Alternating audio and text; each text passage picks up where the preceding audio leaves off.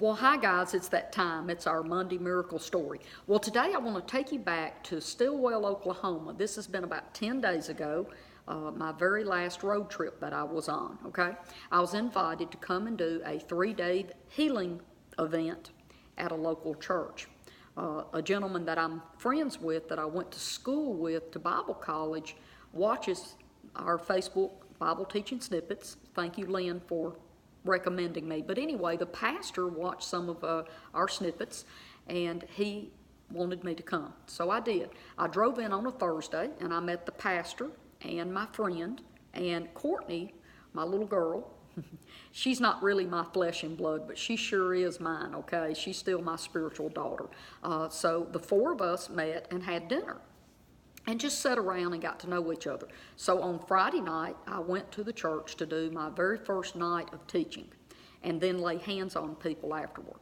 I always like to get there early, okay? And so I was. I got there maybe 30 minutes or so early, and some people show up early. This particular couple was either the first or actually there was a lady that got there first, and I think they were the second ones to come in the door. And they came in, and he literally had to help her come into the church, her husband, and they went to they stopped at the very back row, the very first seats they came to. They sat down in it because this lady was so weak that she literally could barely breathe or walk. Now, and I could be wrong about this, but I'm pretty sure this is the same woman that the pastor got a text the night before about that they had carried her to the emergency room, but the hospital did not have any rooms to admit her. She was that sick that they needed to put her in the hospital, but they had no rooms available, and the hospital in the next city over didn't have any rooms either, okay? So they couldn't take her to the next city and admit her either. So I guess they just sent her home. But this particular lady and her husband came to the healing teachings at the church the next night. And I did get to shake their hand and talk to them just a little bit before services started. But when it came time, I went up at 7 o'clock and started teaching. And you'll many times when I teach, I will say things like, I have to get the stinking thinking out of your head so you can receive what God wants you to have. Other times I'll talk about, sometimes I carry a crowbar with me so that I can pop open your trunk and I can pull out a bunch of the junk and make room to put truth in there. So anyway, this particular night, I started talking about how God was not in control of every single detail of everything that happened on the earth. But before I said that, I did say, now look, what I'm fixing to say is going to blow some of y'all away, and you might even fall out of your seats, something like that, right? And sure enough, when I made that statement about God not being in control of every single detail, this lady who was so sick and could barely even sit up, her eyes, I really did think she was going to fall off of her seat, because she was in absolute, like, oh my goodness, what is this crazy woman teaching, right? And by the time I got through teaching that night, I talked for about 45 minutes or an hour, and then she's the very first person I went to. I went straight back there to her, because look guys, she was very, very, very, very sick.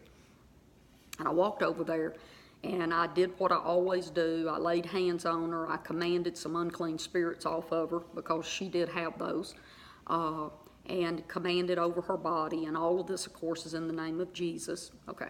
And she was better. She could actually breathe better before she left.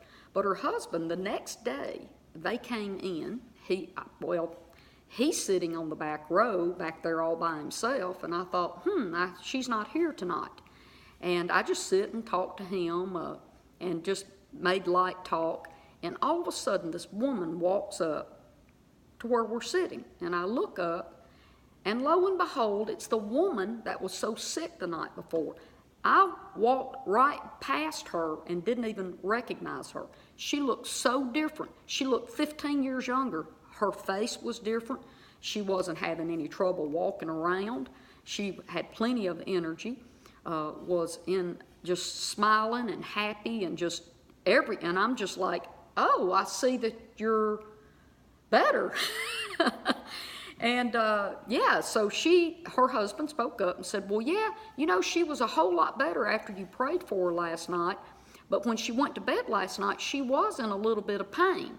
But she did sleep all night last night. And when she got up today, she's been fine. And so she gave her testimony later. She took the microphone and they recorded it. And she was talking about how she had let the enemy convince her of a lot of lies and had gotten her down so bad that she wasn't fighting for herself to get well, and that she just basically had stinking thinking, right? And so let me throw this in. I want to go back to when I was praying for her. When I was talking to her and getting ready to pray for her, she was talking about how she used to love to sing, but she couldn't sing anymore because she wasn't able. And so after I prayed for her and laid hands on her, I said, now sing for me. And she did. She was able to sing and catch her breath and be able to breathe good enough to sing. So I did get to see that the very first night I was there. And she was actually surprised that she was able to do that because she hasn't been able to catch her breath. She's got some heart and lung pneumonia and fluid and just all kinds of stinky stuff, right? That was going on with her. But we got rid of all that, by the way. But that next night, she got up and gave her testimony about how good she felt and how much energy she had and everything. So today, I just want to talk to you a little bit about how, you know, I always tell people, and this is just another example of what I'm saying, your opinion of God and what you believe about God will determine what you can receive from Him.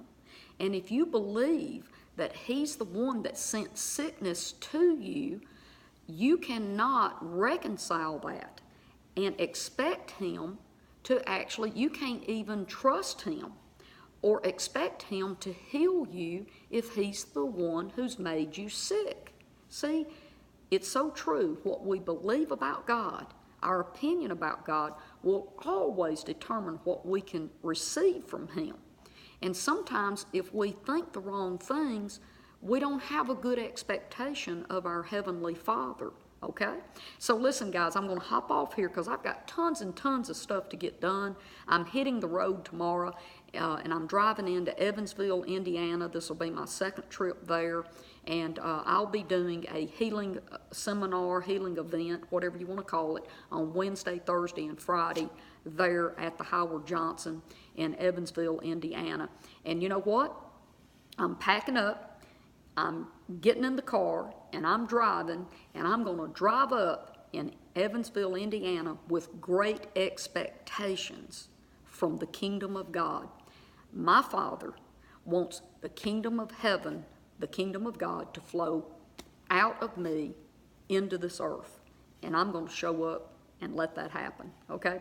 Well, God bless you, and I'll see you here tomorrow. Bye-bye.